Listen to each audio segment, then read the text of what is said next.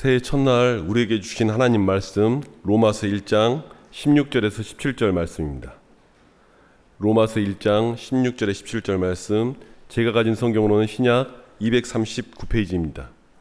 로마서 1장 16절에 17절 말씀입니다. 제가 봉독해 올리겠습니다. 내가 복음을 부끄러워하지 아니하노니 이 복음은 모든 믿는 자에게 구원을 주시는 하나님의 능력이 됨이라. 먼저는 유대인에게요 그리고 헬라인에게로다. 복음에는 하나님의 의가 나타나서 믿음으로 믿음에 이르게 하나니 기록된 바 오직 의인은 믿음으로 말미암아 살리라 함과 같으니라. 아멘. 네, 감사합니다. 올해서부터 저희 찬양대가 조금 변화가 있어서요. 저희가 오케스트라를 좀 축소해서 현악만 하기로 했는데 오늘따라 또 우리 비올라 두 분이 코로나에 걸려서 함께하지 못했습니다. 우리 지휘자님이 새로 부임하셨는데 우리 이따 환영은 이따 광고 시간에 하는 걸로 하고요. 우리 교회에서는 아마 처음으로, 저 역시도 목회하면서 처음으로 여성 지휘자가 함께 사역한 것을 또 감사하게 생각하면서 저희 교회가 또 이렇게 앞서가는 교회가 된 것을 감사하게 생각합니다. 또 찬양단으로 오늘 보니까 예전보다 숫자도 많이 늘었고 기대가 됩니다. 우리 더 좋은, 날마다 좋아지는 그런 귀한 찬양대가 되기를 소원합니다. 함께 기도하고 말씀 듣죠. 하나님 아버지, 참으로 감사합니다. 변함없는 주의 은혜와 주의 소망이 우리 안에 있음을 감사하고 주 앞에 영광을 돌립니다. 해가 바뀌고 날이 바뀌어 그것이 우리에게 소망을 주는 것이 아니라 변함없는 주님의 은혜와 사랑이 우리와 함께 있기에 우리의 인생은 날마다 소망이 있음을 믿습니다. 오늘도 그 놀라운 주의 말씀을 통하여 다시 한번 주님이 얼마나 우리를 사랑하는가를 깨닫는 귀한 은혜의 시간 될 수 있도록 함께 하시고, 이 말씀이 이 땅을 살아갈 힘과 능력이 되는 귀한 말씀으로 세워 주시옵소서. 전하는 자 주님의 은혜만을 구하며 이 말씀을 준비하여 싸우니 오직 주님의 역사만 나타날 수 있도록 함께하여 주시옵소서. 예수님의 이름으로 간절히 기도합나이다. 아멘. 로마서의 우리가 주제를 한 문장으로 말씀드린다면 하나님의 아들을 예수 그리스도를 믿는 믿음으로 얻는 구원, 이렇게 우리가 로마서를 한 문장으로 표현할 수가 있습니다. 근데 그 예수 그리스도를 통하여 얻는 믿음을 가장 정확하게 설명하고 있는 구절, 그래서 로마서의 중심 구절이다, 아니면 또는 주제 구절이다, 이렇게 설명하는 것이 우리가 읽은 1장 16절과 17절의 말씀이죠. 그래서 우리는 보통 이런 믿음을 이신득의 믿음으로 우리가 의로움을 얻는다, 이렇게 사용하기도 하고요. 이신칭의 믿음으로 의롭게 칭함을 받는다, 이렇게 사용하기도 합니다. 저는 오늘 이 말씀을 통해서 우리를 구원한 복음의 능력이 얼마나 놀랍고 귀한 것이며 또한 지금도 우리 삶의 가장 큰 힘과 능력이라는 사실을 여러분과 함께 생각하면서 은혜를 나누고자 합니다. 제가 지난 2달 동안 여러분들의 배려로 안식월을 가지고 정말 전국을 다니면서 성지순례와 선교사님들의 발자취를 살펴보았고, 그리고 여러 교회를 방문하면서 정말 복음으로 부흥하는 교회들의 모습을 볼 수가 있었습니다. 그런데 제가 그 교회를 방문하면서 또는 선교지를 방문하면서 깨달은 것은 무엇이냐면, 그 부흥하는 교회마다 또 예전에 능력이 나타났던 선교사의 사역마다 거기에는 뭐가 있었냐면 하나님의 바른 복음이 정확하게 전달이 되고 그 복음이 역사를 했다라는 사실이었어요. 그래서 제가 기도하면서 하나님 앞에 내년도 저희 교회가 어떻게 가야 할까요? 이 코로나를 우리가 정리하고 마치면서 하나님의 교회는 어떤 방향으로 가는 것이 가장 좋을까요? 기도하면서 제가 거기에서 큰 은혜를 받게 됐습니다. 그리고 오늘 우리가 이 교회 표어대로 복음의 능력으로 세워지는 교회, 원초적인 주님의 말씀, 십자가의 은혜가 전해지는 교회로 가는 길이 우리 교회가 살아갈 수 있는 유일한 길이라고 깨닫게 되고, 올 한 해 우리가 이러한 표어로 우리의 마음을 다잡는 그런 귀한 한 해가 되고, 그것이 한 해의 표어로 끝나는 것이 아니라 우리 교회가 일생 동안 뭐 저를 비롯해요 제가 물러나고 은퇴해서 새로운 교육자가 와도 10년이 지나고 20년이 지나고 100년이 지나도 우리 교회는 이런 복음의 능력으로 세워지는 교회가 됐으면 좋겠다는 마음으로 우리가 한 해 표를 준비했고 오늘 말씀을 준비를 했습니다. 사람들이 한국 교회가 점점 어려워지고 있다고 이야기합니다. 또 교회 영향력이 점점 줄어들고 있다 이런 이야기들을 많이 하고 있는데 저는 그 말씀을 들으면서 한편으로 동감도 하지만 한편으로는 저는 또 다른 것이다 라고 생각을 합니다. 왜냐하면 복음의 능력이 줄어든 것이 아니라 복음의 능력이 약화된 것이 아니라 그 복음을 우리 성도들이 또는 교회가 제대로 나타내지 못하고 있기 때문에 우리 교회가 점점 힘들어지고 어려워지고 있는 것이지 복음의 능력은 예전이나 지금이나 똑같이 동일하게 우리에게 임하고 있다라는 거죠. 그러니 우리의 인생 역시도 또 우리 교회도 모든 것이 진정한 주님의 은혜와 능력으로 복음으로 서는 것만이 우리가 살아갈 길이라는 사실입니다. 그래서 저는 오늘 여러분과 함께 이 복음에 대한 정확한 정의와 함께 복음으로 사는 것이 무엇이냐를 통하여 믿음의 능력을 세우는 우리 교회와 인생이 되기를 주의 이름으로 간절히 축원합니다. 이 첫 번째로 복음의 뜻이 무엇이냐? 이 복음은 예수 그리스도가 십자가에서 우리를 구원한 구원의 역사를 의미합니다. 로마서를 쓴 사도 바울은 지금 우리가 읽은 로마서와는 조금은 다른 감정으로 이 로마서를 쓰지 않았을까? 제가 로마서를 읽으면서 그런 생각을 해봅니다. 왜냐하면 이 중에 과거에 예수 믿는 사람들을 핍박하고 그렇게 싫어했던 분들이 예수님 믿게 된 그런 일도 있겠지만 사실은 대부분의 사람들은 편안하게 예수를 믿고 그리고 어렸을 때 예수님 믿어서 하나님을 알게 된 사람들이 많습니다. 그런데 지금 로마서를 쓴 사도 바울은 우리가 잘 알지만 그가 사울이라는 이름을 가지고 있을 때 가장 예수님을 핍박을 했고 심지어는 그들의 대표자가 되어서 스데반을 돌로 쳐 죽이는데 앞장섰던 그러한 자기의 고백대로 회방자요 핍박자라고 그렇게 볼 수가 있습니다. 근데 그런 그가 갑자기 예수 그리스도를 만나서 복음을 알게 되었고 그리고 예수 그리스도의 사도가 된 다음에 이 로마서를 쓰게 되었으니까 우리가 읽는 로마서의 어떤 은혜의 감정과 사도 바울이 받은 감동은 저는 분명히 차이가 있다라고 믿어요. 그러나 이 로마서를 썼을 때 놀랍게 받은 사도 바울의 감동 그리고 그 은혜의 감격이 오늘 우리 안에도 동일하게 임할 줄로 믿습니다. 그래서 우리도 예수 그리스도의 은혜로 구원을 받은 자로서 복음이 무엇인지 정확하게 알고 설명할 수 있어야 하는 거죠. 원래 이 복음은 제가 전에도 한번 크리스마스 때 설명을 드린 것 같은데 기쁜 소식이라는 의미를 가지고 있습니다. 헬라어로는 유앙겔리온이라는 말인데 기쁜 소식을 전한다라는 뜻이에요. 근데 이 복음이라는 말이 처음 생겨나게 된 동기는 예수님 때문에 생겨나게 된 것이 아니라 로마 황제였던 로마의 첫 번째 황제인 가이사 아구스토, 우리가 이제 영어로는 아우구스투스라고 부르는 그 황제 때문에 생겨난 말이죠.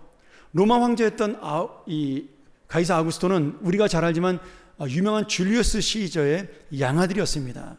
근데 아버지를 죽인 옥타비아누스와 또 아버지와 함께 동했던 안토니우스를 물리치고 결국 로마의 권력을 장악한 다음에 초대 황제가 되죠. 근데 그가 황제가 된 다음에 유럽 전역을 정복하고 정말 너무나 많은 공적을 세웠기 때문에 이 아구스투스가 죽은 다음에 그 당시에 신하들이 또 백성들이 이 아구스투스 황제를 신으로 섬길 정도로 굉장히 존경과 영광을 받았던 왕입니다. 그러니 그 왕이 다스리던 시대에 그 왕이 전하는 모든 소식이 바로 무엇이었냐면 기쁜 소식, 복음으로 로마 사람들에게 전달이 된 겁니다. 왕이 나가서 전쟁에 승리하고 온 소식도 복음이었어요. 기쁜 소식이라고 사람들이 전했습니다. 그가 아들을 낳으면 그 아들의 탄생 소식을 복음이 전해졌다라고 그렇게 외쳤습니다. 그런데 가만히 돌아보면 이 로마 황제가 전한 복음의 소식은 진정한 복음이 아닌 거죠. 왜냐하면 이 복음을 받아들인 사람 중에는 황제의 승리 때문에 아파하던 그러한 민족도 있었고 백성도 있었습니다. 이스라엘 백성도 그 중에 하나죠. 그리고 로마의 황제가 기쁜 소식을 전하는 그런 모든 승리와 영광의 소식 속에는 소외당하고 아파했던 가난한 그 로마의 백성과 식민지 백성들이 있었던 겁니다. 그러니 가이사 황제가 전한 이 기쁜 소식이라는 것은 권력을 가진 자와 물질을 가진 자, 힘 있는 자의 소식이었어요. 그러던 기쁜 소식이 그 당시에 태어나신 하나님의 아들 예수 그리스도에 의하여 모든 사람들에게 전해진 구원의 소식이 되었기 때문에 그것을 다시 사도들이 복음이다, 기쁜 소식이다 이렇게 부르게 된 것입니다. 그리고 어느샌가 우리가 놀랄 정도로 이 복음이라는 용어는, 기쁜 소식이라는 이 말씀은 가이사의 그 모든 소식은 다 사라지고 아무도 알지 못하는 소식이 되었고 이제 오직 예수 그리스도의 구원을 전하는 소식으로 우리에게 고유명사처럼 남게 된 것입니다. 그러니 우리가 지금 믿는 이 복음이라는 것은 진정한 기쁜 소식이요, 온 인류와 우리 개인에게 전해지는 하나님의 구원의 소식입니다. 로마서에서는 이 기쁜 소식, 복음에 대해서 분명하게 정의를 설명하고 있습니다. 우리 목사님이 맨날 복음이라고 이야기를 하는데 복음의 뜻이 무엇일까? 여러분 오늘 그 뜻을 정확하게 알고 돌아가셔서 다른 사람들에게 이 복음을 설명할 수 있는 그런 귀한 마음들을 가지기를 소원합니다. 자, 로마서 1장 2절부터 4절까지 볼까요?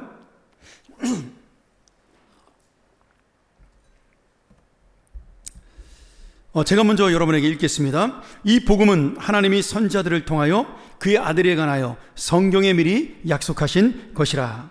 그의 아들에 관하여 말하면 육신으로는 다윗의 혈통에서 나셨고 성결의 영으로는 죽은 자들 가운데서 부활하사 능력으로 하나님의 아들로 선포되셨으니 곧 우리 주 예수 그리스도시니라. 아멘. 여러분, 이 복음에 대한 정의가 바로 누구에 대한 정의예요? 예수 그리스도에 대한 정의입니다. 조금 길지요. 그래서 제가 이것을 한 문장으로 요약을 했습니다. 다시 한번 보겠습니다. 복음이란 구약 시대부터 하나님께서 약속하신 구세주요 하나님의 아들이신 예수 그리스도의 성육신과 십자가의 죽음과 부활에 관한 이 소식이다. 이렇게 정의할 수가 있어요. 이것도 길다. 제가 더 짧은 문장으로 여러분에게 정리해 드리겠습니다. 복음은 예수 그리스도의 죽음과 부활을 통한 구원의 기쁜 소식이다. 여러분, 복음은 한마디로 뭐예요? 예수님의 구원을 전하는 이 소식이에요. 예수님이 우리를 위하여 죽으셨고 우리를 위하여 부활하셨다는 그 놀라운 소식을 전하는 것이 바로 이 복음입니다. 그러니 여러분이 내가 예수 믿고 구원받았어, 내가 나를 위해 죽으신 그 예수님이 나의 구세주야, 내가 그분 때문에 영원한 생명을 얻었어, 이 고백이 뭐예요? 바로 복음을 고백하고 있는 겁니다. 여러분, 이제 나가셔서 복음 잘 설명하실 수 있겠죠? 너무 쉽잖아요. 내가 믿는 예수 그리스도의 십자가와 부활이 바로 복음입니다. 그리고 오늘 우리는 이 복음의 능력으로 구원받고 하나님의 자녀가 된 귀한 하나님의 성도죠. 영생을 얻은 성도입니다. 여러분, 이 2023년 새해 첫 주일 우리에게 전해진 진정한 기쁜 소식은 무엇일까요? 우리 아들이 이번에, 우리 딸이 이번에 좋은 대학에 들어갔어. 우리 아이가 이번에 좋은 직장에 취직했어. 아유, 내가 작년에 했던 투자가 성공을 했네. 여러분, 그것이 기쁜 소식인가요? 아닙니다. 우리의 진정한 기쁜 소식은 내가 이제는 하나님의 자녀가 되어 영원한 생명을 가졌고 이 세상의 그 누구보다 내가 하나님의 사랑을 받는 자녀로 살아가고 있다. 이 소식이 바로 가장 기쁜 복음이요, 내 인생에 있어 가장 좋은 이 소식입니다. 오늘 이 소식을 가슴에 안고 돌아가는 여러분 되기를 주의 이름으로 축원합니다. 자, 두 번째로 복음으로 구원받은 성도, 예수 그리스도의 십자가의 은혜와 부활로 구원받은 성도는 믿음으로 살아야 합니다.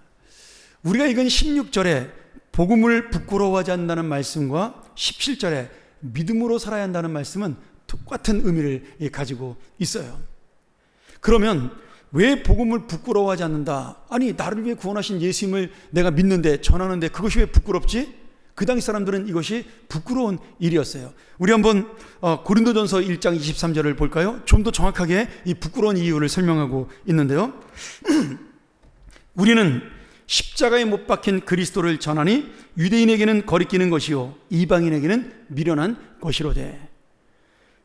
그 당시에 이 십자가에 못 박힌 예수가 우리의 구세주라는 사실을 전하는 것이야말로 그 사람들이 볼 때는 이해할 수 없는, 이게 무슨 이상한 소리야. 아니, 왕도 아니고 십자가에 죽은 사형수가 전한 그 말씀이 복음이야? 말도 안 되는 이야기야. 그러면서 그것을 믿는 사람들을 조롱하고, 야 어디 믿을 데가 없어가지고 사형수를 믿고 있냐, 이렇게 사람들이 조롱을 받은 거예요. 그럴 수밖에 없는 거죠. 여러분 보세요. 유대인들은 저희가 지난번 요한복음 설명할 때 들었지만 기적을 가지고 살았던 사람이에요. 그들은 하나님의 그 놀라운 구원의 역사를 날마다 기적으로 체험하고 살았던 사람들이기 때문에 그 권능과 능력을 가지고 살았던 하나님의 은혜로 함께했던 백성들이 십자가에 힘없이 죽으신 예수 그리스도가 우리의 구세주라는 사실을 믿는다라는 것은 말도 안 되는 이야기였습니다. 그래서 지금도 믿지 않고 있는 거죠. 그들은 지금도 왕으로 오실 메시아, 이 세상을 정복할 메시아를 기다리고 있습니다. 그게 유대인의 지금 현재의 메시아가 아니기도 합니다. 또한 헬라인들은 그 당시 세계의 문명을 주도했던 헬라의 철학과 사상과 문화를 가지고 있었어요. 여러분, 이 그리스 헬라 철학이라는 것이, 헬라의 사상이라는 것이 정말 대단한 겁니다. 왜냐하면 이 세상의 모든 사상과 문화가 지금까지도 여기서 벗어날 수가 없어요. 여러분은 못 느끼지만 제가 전하는 설교 말씀에도 그 헬라 철학의 사상이 굉장히 많이 들어갈 때가 많습니다. 아니, 우리의 신학 자체라는 것이 헬라 철학을 기본으로 만든 것도 굉장히 많습니다. 지금 정치, 경제, 사회, 문화 모든 면에서 헬라의 영향을 안 받은 그런 것이 없어요. 우리나라 정치가들이 무식해서 모르는 것이죠. 이 정치학의 처음 기본도 플라톤과 아리스토텔레스가 만든 겁니다. 그래서 옛날 정치가들은 다 그 책을 읽고 공부를 했어요. 백성에게 인기 있다고 해가지고 훌륭한 정치가가 되는 것이 아니었습니다. 그런 지식을 가지고 지성을 가진 사람들이 지금 하나님의 아들이 이 땅에 와가지고 우리를 위해 십자가에 죽으셨대. 야, 이 말씀을 믿어야 구원받는데, 그 말씀을 믿어야 영생을 얻는데, 이것은요 말도 되지 않는 이야기였어요. 그러니 그런 복음을 듣고 예수 그리스도를 구세주로 믿고 하나님 앞에 예배하는 성도들을 볼 때 그들은 비웃을 수밖에 없었던 거죠.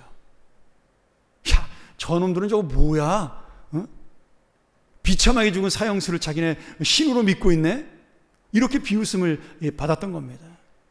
실제로 그 소리를 듣고 부끄러워했던 성도들도 있었던 겁니다. 그래서 오늘 사도 바울이 내가 이 복음을, 우리를 살린, 우리의 영혼을 세운 이 복음을 나는 부끄러워하지 않는다. 그리고 우리가 오늘 이 세상의 능력과 힘이 없어서 당장은 어려운 것처럼 보이고 당장은 힘든 것처럼 보이지만 나는 이 복음을 믿고 하나님의 약속을 믿기 때문에 나는 믿음으로 살아간다. 그러니 복음을 부끄러워하지 않는 것과 믿음으로 살아가는 것은 한 가지의 의미로 같이 볼 수가 있는 거죠. 자, 우리가 이 믿음으로 말미암아 살리라는 말씀을 어디서 볼 수 있는 말씀이에요? 구약의 하박국서 2장 4절에서 볼 수가 있습니다. 한 번 더 볼까요? 하박국서 2장 4절 같이 한번 읽도록 하죠. 보라, 그의 마음은 교만하며 그 속에서 정직하지 못하나 의인은 그의 믿음으로 말미암아 살리라. 우리가 많이 하박국에 대해 들었지 않습니까? 이 하박국 선지자는 애국자였어요. 그래서 자기 민족이 이방 나라에게 고통당하는 것을 보고 너무 괴로워하고 고통스러워 했습니다. 하나님께 한 번은 기도를 하는데 항의를 한 거죠. 하나님, 우리가 죄를 짓고 하나님에게 징계를 받고 심판을 받는 것은 당연하다고 저도 생각합니다. 그런데 하나님이 직접 벼락을 내리던 아니면 매를 때리던 하시지, 왜 우리가 가장 싫어하는 하나님도 모르는 저 무식한 이방 나라 백성들 저들을 시켜서 우리에게 징계를 하십니까? 왜 바벨론 나라 같은 나라를 시켜서 하나님의 선택받은 백성이 고통을 당하고 포로로 잡혀가게 하십니까? 그렇게 하나님께 원망 섞인 기도를 한 겁니다. 그리고 하나님께서는 2장에서 이 하박 선지자의 기도를 들으시고 그게 설명을 해 주시는 거예요. 내가 그들을 사용하여 너희들을 지금 징계하는 것은 내가 그 바벨론 민족을 구원하는 것이 아니라 너희들을 회복시키기 위함이다. 바벨론은 저들의 죄악에 따라 내가 완전히 심판하여 사라질 것이다. 이렇게 하박국 선지자를 위로하면서 하나님의 계획과 하나님의 약속이 이스라엘 백성의 회복을 통해 이루어질 것을 말씀해주고 있는 겁니다. 그래서 하박국이 그 말씀을 듣고 마음의 위로와 소망을 가지고 의인은 오직 믿음으로 말미암아 살리라, 이 고백을 하게 된 것이죠. 그런데 재밌는 것은 여기 하박국서에 사용된 이 믿음이란 단어가 굉장히 의미가 있습니다. 신약에서 사용된 믿음과는 조금 다른 의미를 가지고 있어요. 우리가 신약에서 사용된 믿음은 그 신학적 용어로 지식과 신뢰와 동의의 뜻을 가지고 있는 겁니다. 믿음은 그냥 내가 믿습니다, 이것이 믿음이 아니에요. 내가 하나님을 정확히 아는 지식과 그 다음에 그 하나님을 내가 정말 나의 구세주로 신뢰하는 그러한 마음과 그리고 그의 뜻대로 내가 살겠다는 동의, 그것이 있어야 지식과 신뢰의 동의가 하나로 된 것이 바로 신약에서 말하는 믿음이에요. 이걸 우리가 믿음의 3요소라고 부릅니다. 그런데 지금 이 하박국서에서 말하는 믿음은 조금 다른 의미를 가지고 있어요. 이 하박국서의 믿음이라는 단어가 히브리어로 에무나라는 단어입니다. 예전에 제가 한번 금요기도회 때 이 에무나 가지고 설교한 적이 있는데, 그때 제가 이 에무나가 나중에 무슨 말이 된다 그랬죠? 아멘이 된다 그랬어요. 아멘. 그런데 이 에무나가 구약에 49번 49회 정도 사용되는데 믿음이란 단어로 사용된 것은 이 본문 하박국서 2장 4절이 유일합니다. 나머지 모든 구약 성경에서는 이 에무나, 이 단어가 내가 견디어낸다, 버텨낸다라는 뜻으로 사용되고 있어요. 가장 대표적인 구절 한번 우리가 보도록 하죠. 출애굽기 17장 12절입니다.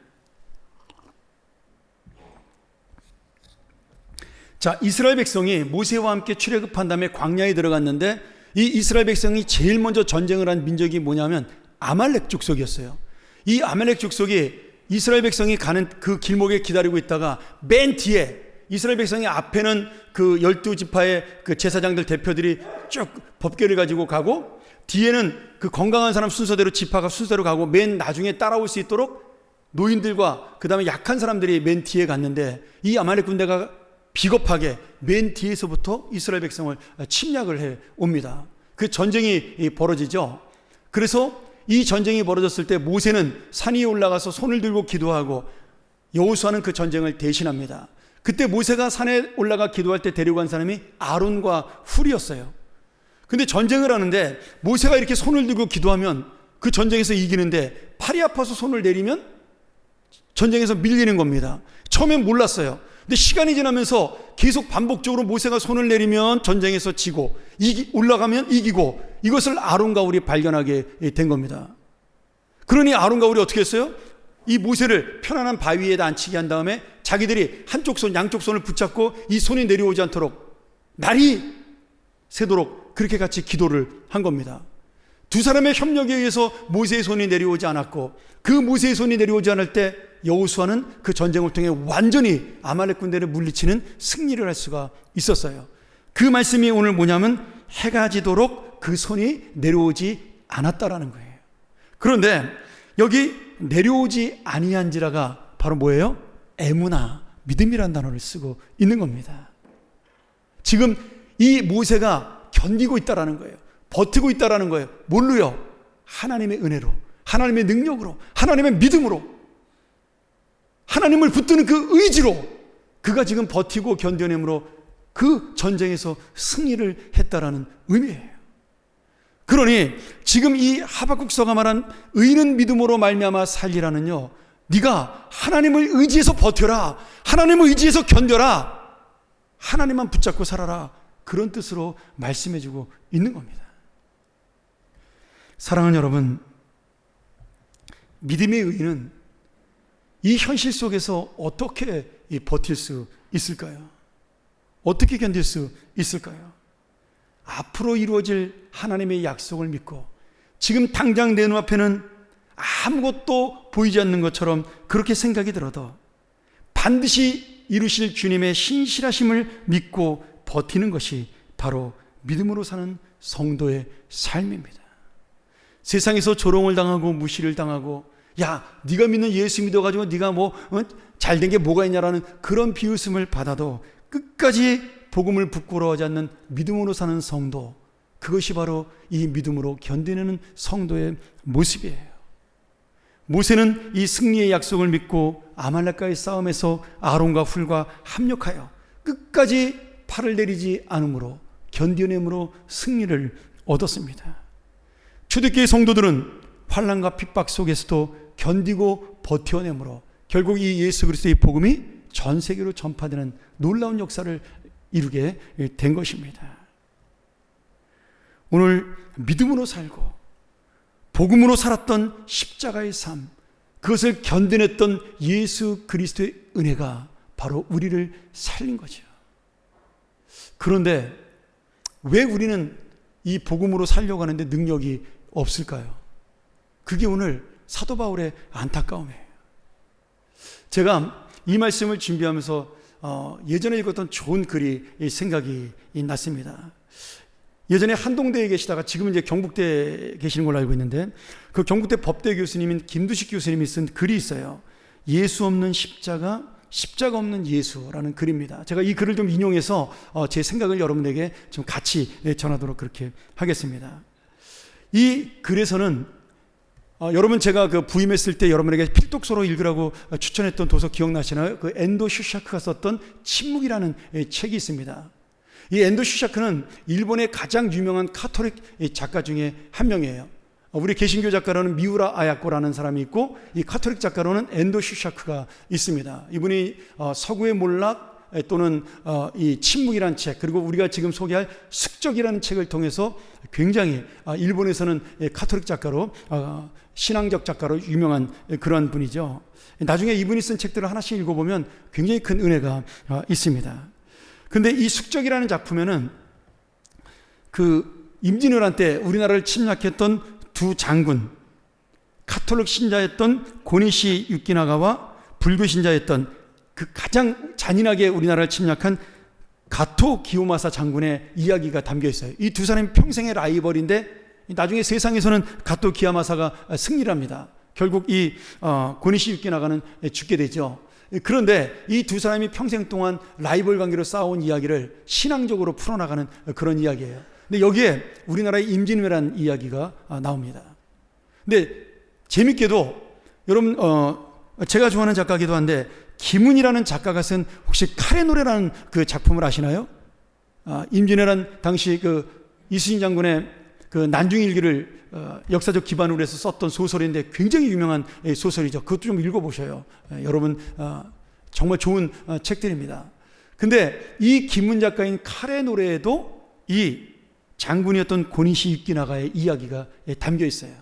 제가 여러분에게 그것을 잠깐 소개하죠. 이 고니시 유키나가는 전쟁이 온건파였어요. 그래서 그가 평양성을 점령하고도 토요토미 히데요시의 명령에 따라서 한양으로 진격하지 않고 한 달 동안 기다리면서 화친하기를 원했습니다. 원하지 않는 전쟁이었기 때문에 그렇겠죠. 그리고 그렇게 전쟁을 하면서도 그가 믿은 하나님에 대해서 날마다 예배를 부하들과 함께 드렸습니다. 그 임진왜란 기록에 따르면 이 고니시 유키나가 장군은 자기가 데리고 있던 모든 병사들, 그들도 전부 다 카톨릭 신자였거든요. 그 신자들과 함께 매일 밤마다 저녁에 미사를 드렸다, 이런 기록이 나와 있습니다. 근데 그 미사를 인도한 사람이 누구냐면 우리나라에 제일 먼저 상륙했던 세스페데스라는 신부예요. 제 기억으로는 네덜란드 신부로 알고 있는데 스페인 신부일 수도 있겠죠. 어쨌든 간에 이 세스페데스 신부와 함께 들어와서 세스페데스 신부는 복음을 전하고 예배를 인도했고 이들은 계속 진격을 한 겁니다. 그런데 당시에 카톨릭 신자였던 이 고니시 유키나가 장군이 자신의 병사들과 함께 밤마다 전쟁터에서 기도했지만, 그리고 십자가 깃발을 달고 싸우러 나갔지만 우리 조선 사람들이 그 침략군을 바라보세 마음은 어땠을까요? 그 십자가 깃발은 오히려 공격 목표가 된 거죠. 그래서 이 이순신 장군의 생애를 그린 김훈 작가의 칼의 노래에서 이런 고니시 장군에 대한 이야기가 나옵니다. 내 부하 안희 장군은 고니시 부대의 대장 깃발이 붉은 비단 장막에 흰색으로 십자가 무늬를 수놓았는데 그 십자가는 고니시가 믿었던 야소교의 문양이라고 나에게 보고했다. 임진년에 부산에서 평양까지 북상할 때 그 고니시 장군은 자신의 가마 앞에 십자가 무늬의 깃발을 앞세웠다. 나는 그 십자가 무늬의 뜻이 무엇인지 보고를 통해 알게 되었다. 인간의 죄를 누군가가 대신 짊어진다는 것이 야소교의 교리라고 안희 장군은 외군포로의 말을 통해서 나에게 알려줬다. 나는 도저히 알아들을 수 없는 말이었다. 다만 나는 그 적의 기지에 이 십자가 무늬의 깃발이 세워진 곳이 적의 장군이 있는 곳이고 십자가 깃발 언저리가 내가 전투할 때 화력을 집중시켜야 될 공격의 조준점이라고만 보고를 받았을 뿐이다. 이렇게 기록하고 있습니다. 여러분, 이게 난중일기의 기록 그대로예요. 지금 예수 그리스도의 십자가, 그 복음을 전하는 십자가가 이순신 장군과 조선 병사들에게는 뭐였어요? 공격 목표에 불과했다라는 거예요. 여러분, 왜 조선 땅에는 이들이 그렇게 열성적으로 믿었던 예배의 능력, 복음의 능력, 그리고 이 세스페데스의 열성적인 전도가 하나도 먹히지 않았을까요? 그 임진왜란 당시에 예수를 믿었다라는 기록이 전혀 나타나지 않습니다. 임진왜란이 1592년에 일어났으니까, 근데 그 뒤에 1890년도에 가면 어떤 역사가 일어나요?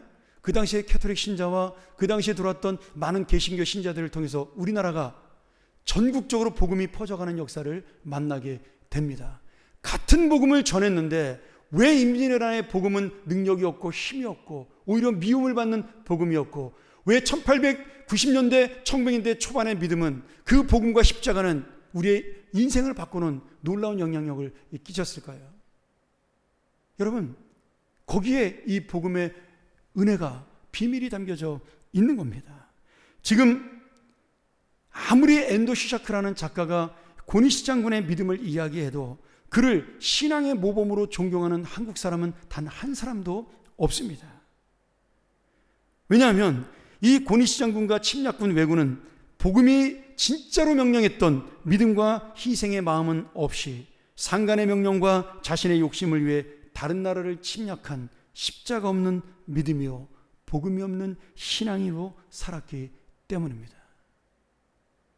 여러분, 이 십자가가 능력을 발휘한 것은요, 결국 1900년대 초반에 들어왔던 선교사들의 희생, 우리를 위해 학교를 세우고 병원을 세우고 20대 초반에 아내를 잃고 수많은 자녀들을 잃으면서도 이 땅을 위해 목숨을 바치고 헌신했던 그 선교사들의 희생이 그 십자가 속에 담겨 있기 때문에 그 십자가는 능력이 있었던 겁니다.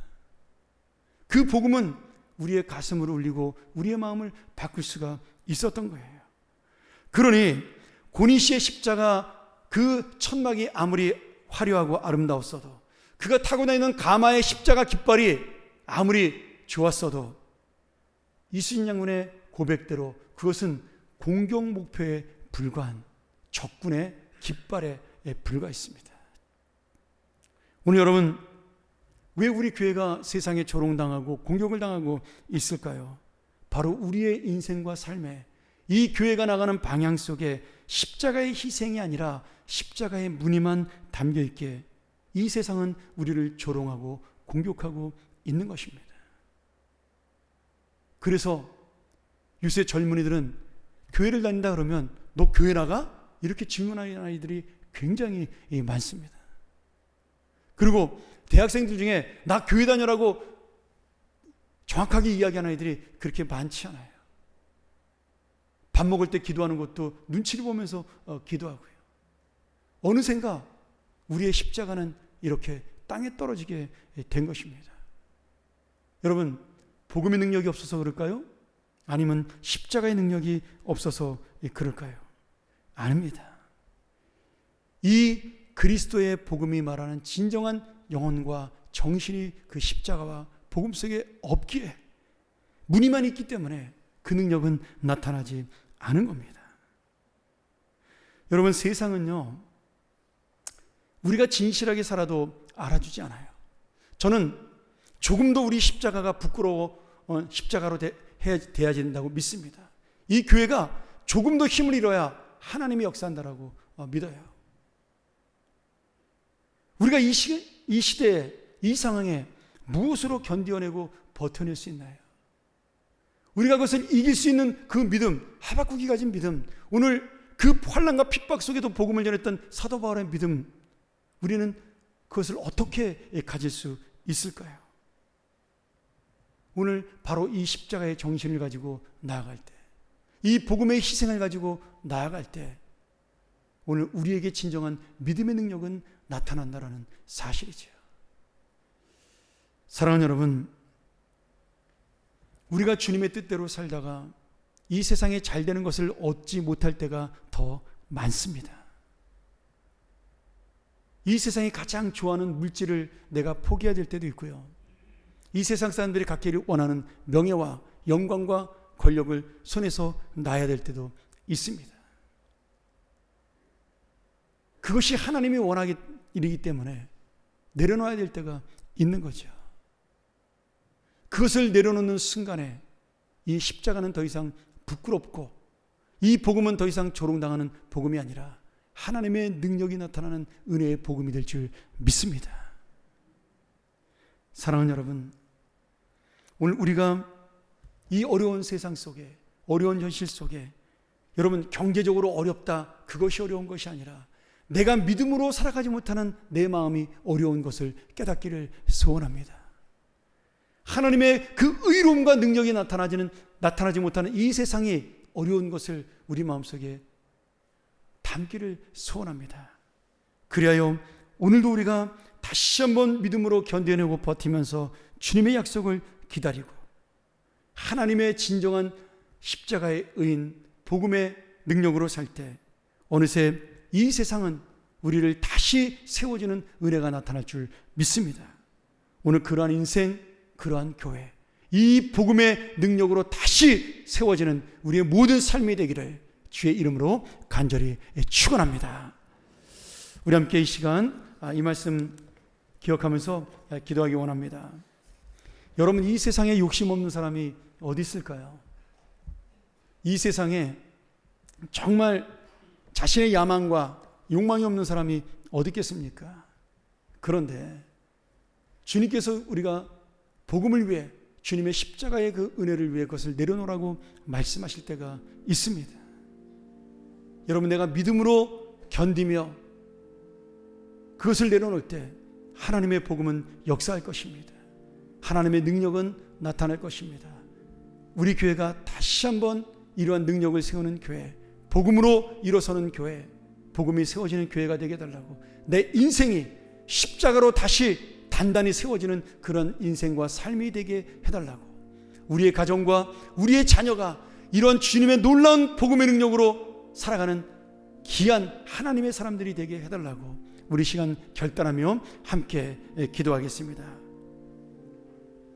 하나님 아버지, 우리의 기도를 들으시고 우리의 소원을 들으시고 그것이 바로 주님이 원하시는 복음의 소원이요 십자가의 소원이 되게 하여 주시옵소서. 더 이상 십자가가 부끄러움을 당하는 장식이 아니라, 더 이상 복음이 세상 사람들에게 능력을 발휘하지 못하는 그러한 글자가 아니라 하나님의 놀라운 능력과 소망을 보여주는 진정한 삶의 은혜가 되게 하여 주시옵소서. 그 복음이 우리를 바꿔놓았사오니 이 복음을 가지고 나가 우리도 세상을 바꾸는 하나님의 사람이 되게 하여 주시옵소서.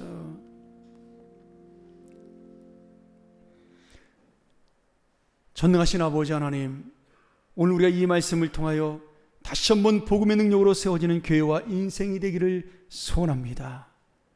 우리의 십자가, 우리의 복음이 하나님의 뜻을 이루기를 소원합니다.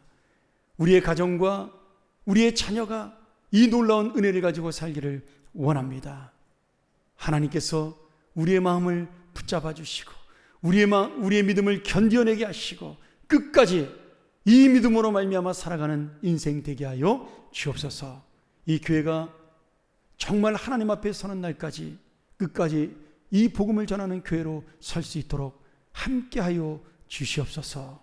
예수님의 이름으로 간절히 기도합나이다. 아멘.